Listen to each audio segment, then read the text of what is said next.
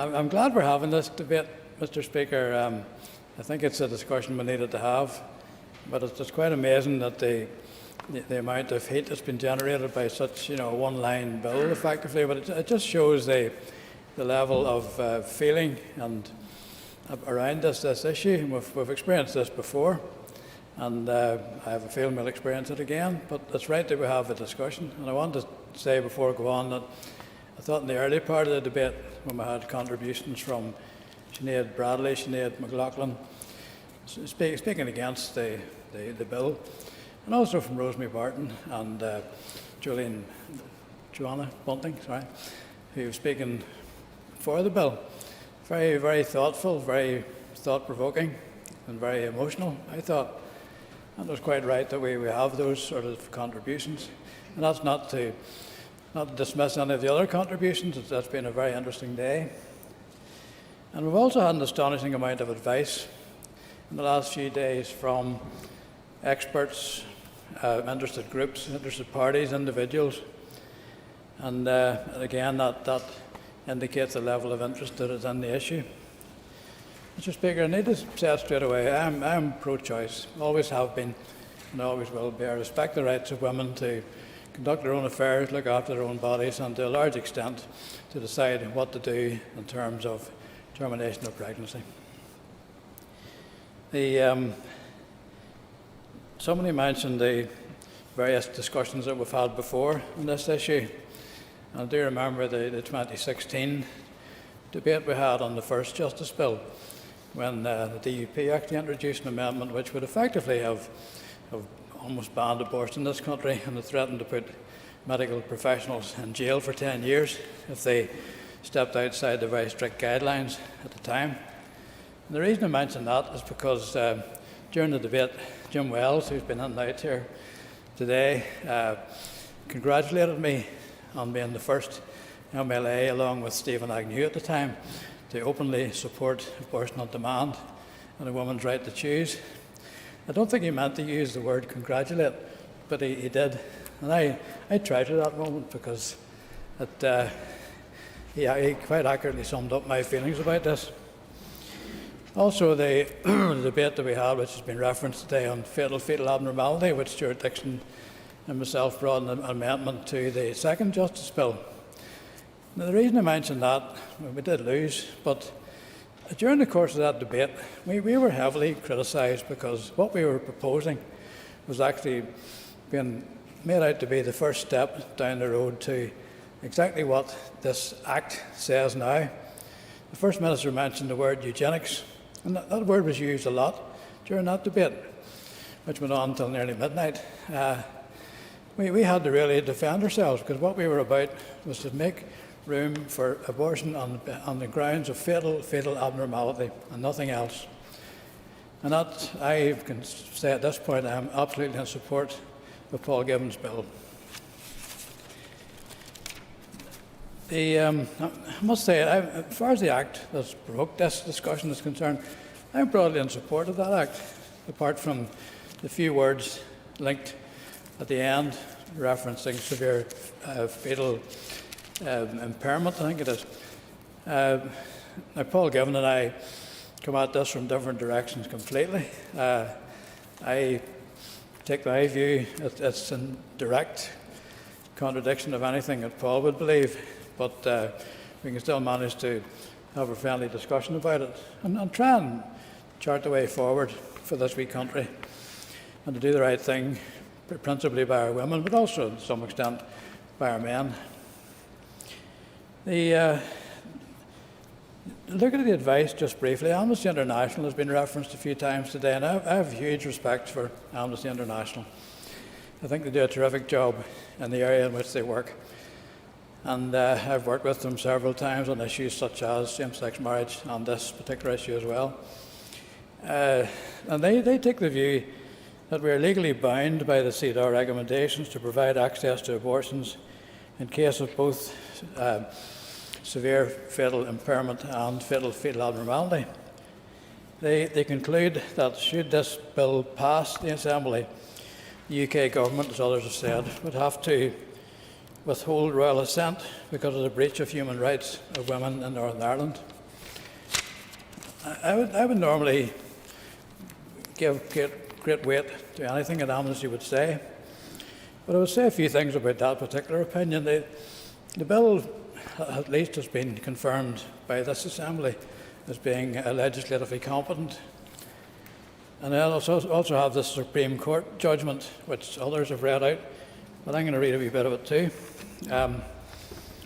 It said that non-binding judgment, there is no human right to have an abortion on the grounds of a non-fatal disability. It's very, very straightforward.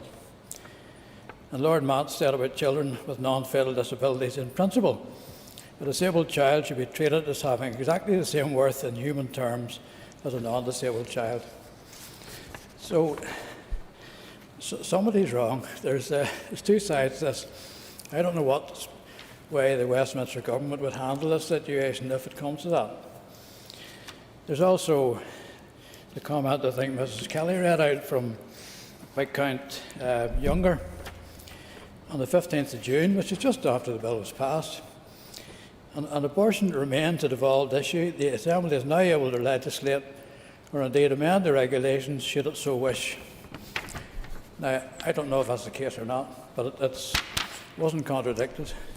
The other bits that catch my eye, the Disability Discrimination Act 1995 defining discrimination as treating a person less favourably by reason of their disability than one treats or would treat others to whom that reason does not or would not apply.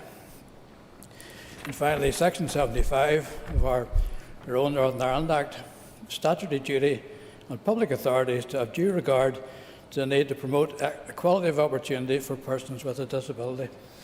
Now, when does that duty start? That's my question.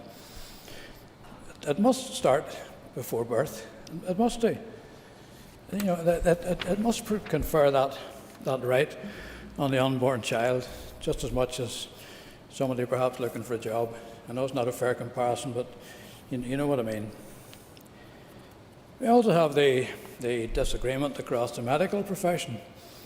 Doctors for Choice and the Royal College argue against the bill, apparently because of the medical challenge in distinguishing between FFA and serious fetal impairment, and the short period they refer to between the 20-week scan and the 24-week limit. I don't quite know where they're coming from in that respect, but we'll leave that hanging. Along the way, we've all received a letter from Dr. Couples representing 190-odd GPs in Northern Ireland, which contradicts that view, and is very much supportive of this bill and urges us all to support it. So, who do you believe? There's also an ongoing debate in the Republic of Ireland, and they have a reluctance down there amongst the medical profession to make a diagnosis of fetal abnormality in case they get it wrong, and they're subjected to criminal proceedings. Now, criminal sanction. I would just say this, Mr. Speaker, doctors have to make difficult decisions every day of their lives, and sometimes they will get it wrong. Most of the time they'll get it right, but I don't know a doctor, and I doubt if I ever will, if he didn't do his very best to make the right decision in these circumstances.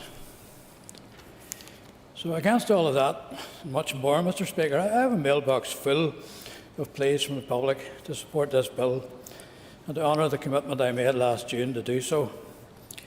Now, it hasn't always been my practice to respect public opinion, Mr. Speaker, let's be honest. I've had my moments when I didn't run with public opinion, but prefer to do what's right. I think we're doing what's right in supporting this bill. I believe that as a society, we're better than to allow a measure which allows abortion of babies with a non-life-threatening impairment up to full term. I cannot believe that this Assembly would accept, and that's the thrust of this bill. There's other issues that have been brought in here around abortion services, around funding for women, support for women through their pregnancy. I completely agree with all that. I think that the executive is completely at fault here, dragging its heels in terms of implementing what was agreed up to 2 years ago. I don't think it's the fault of the Health Minister, and having praised Paul Givan, I think it's his party that's holding up the issue, and it shouldn't be happening. We're bound to do this, so we might as well get on, but let's get it done. But bringing that issue, and the other issue of rollback, that there's a sort of a conspiracy theory here that the DUP are on a track to roll back the progress that's been made in this area. Now, I'll put it this way. Paul Givan and I have known each other, sat in Lisburn Council together, we sat here together, we're neighbours, and we're friends.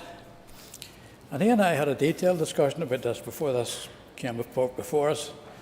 And I asked him straight, is this one step down the road that people like me would not like to go? And he assures me that it is not. Now, if you go back to the debate we had, private members' motion, where I accepted the Sinn Féin amendment rather than the DUP one, and I remember I did ask Paul when he was winding, I think, on the motion, that was this the preparation for another assault on the abortion regulations that we now have? And he assured me that it is not. This is a one-line bill designed to remove a few words, but to rectify a situation which none of us should be happy with. So I regard the actual wording of that clause, severe fetal impairment, as being downright offensive in terms of trying to produce that as a grounds to have an abortion. I just think the notion of aborting a fetus at over 30 weeks, right up to, heard about situations here up to 35, 38 weeks, a fully formed child whose only offence is that it has a non-life-threatening disability or impairment, whatever. We shouldn't be going there, Mr. Speaker. We just shouldn't be doing that. And I really hope that the Assembly will do the right thing here, will support the bill as it stands. And I don't always agree with the DUP, as everybody knows, but there's always a first time, and this is an important issue. And an awful lot of people are watching us here, Mr. Speaker, to see what we'll do. So I sincerely hope that the will of the Assembly and of our population, because I believe that the population is on our side in this, will be clearly expressed tonight in support of the bill, and we can send an unequivocal message to Westminster about our decision. Now, where it goes after that, and back we started, I don't know. I don't know. There's different. When you see CEDAW and the Supreme Court in opposition to each other, I don't know who's going to win. I hear the comments of the Secretary of State, and somebody else, might have been Dolores Kelly, said she wouldn't agree with a word he said or believe a word he said. I think you're being very kind to him. I wouldn't. I would go much further than that. So who do you believe?